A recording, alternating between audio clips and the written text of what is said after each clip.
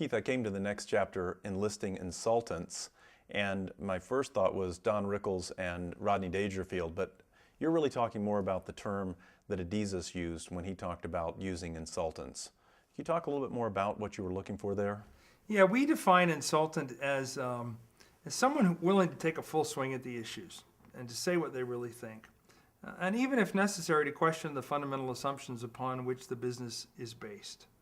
And we just think it's a really, really important element of a successful business is to create an environment that encourages insultants. Now, insultants are not Don Rickles-like. They don't insult people. In fact, in the book, I give kind of an insultant style guide. Things like be empathetic, don't attack, don't triangulate, don't kid yourself. Your real motivation is going to shine through.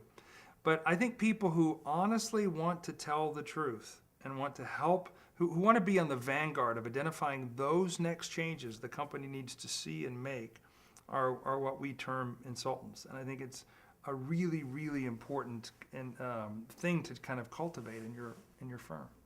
So how, as a leader, how do I create that kind of robust dialogue without losing a sense of alignment or esprit de corps? In other words, how do I let people disagree, yet ultimately come to an agreement that allows action to take place?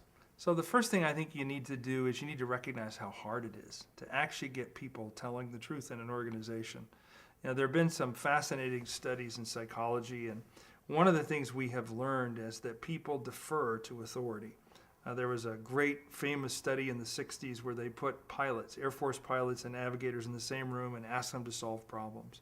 And what they found is reliably, consistently, navigators would defer to pilots even when they knew the pilots were wrong. Well, you can understand how bad that would be in an aviation setting.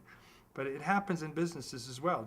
Just convert the word pilot to CEO and the word navigator to a vice president, and what you find is there's a whole lot of deference that goes on. It's a natural human tendency. And the other thing that is pretty common in human behavior is something called herding, in which we kind of feel more secure in our position if everybody else is kind of headed the same way. But that can lead to some pretty weird places. In my book, I talk about the study done on NFL football and an analysis of whether it would be better off on a third down to punt or to try for the first down. And statistically, NFL teams should have been trying for the first down much more often. But they weren't, and they weren't because there was kind of this traditional wisdom, conventional wisdom in NFL that said, you know, this is what you do. And if you didn't do that, the fans would yell at you, the pundits would yell at you, until one guy at the New England Patriots started kind of breaking the rule and had some pretty good results as a result of that. So one of the things we think about as we think about creating insultants is we understand how hard it is actually to do that. And you mentioned, how do we link up this kind of questioning of the fundamental assumptions with having alignment and esprit de corps? And one of the things we found in our field work with companies that works really well is to set aside a time every quarter and get a group of people together, or a larger group than just the CEO and his or her direct reports. Bring in some middle managers and some people in the trenches and spend some time thinking about and working on the company's strategy. And train the organization that every quarter we get together and we kind of have it out and we kind of raise issues. We ask ourselves, what are the 4 most important things we've accomplished in the last 90 days? What a powerful question, right? To build a discipline of asking yourself that question. Guess what? People get tired of saying nothing. A couple of quarters from now, they're going to be looking for something to say. The next question I love for people to ask on a quarterly basis is, what are the 4 most important ways we fell short of our strategic potential in the last 90 days? That gets people kind of talking about what some of the missed opportunities were for the firm.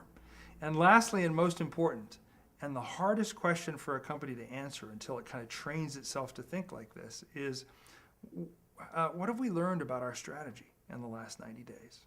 Well, guess what? In order to learn about your strategy, you have to know what your strategy is, right? There has to be a lot of discussion about what your strategy is. So these 3 questions, I think, can really, in a discipline of asking them every quarter, can kind of encourage people to begin to take a full swing at the issues.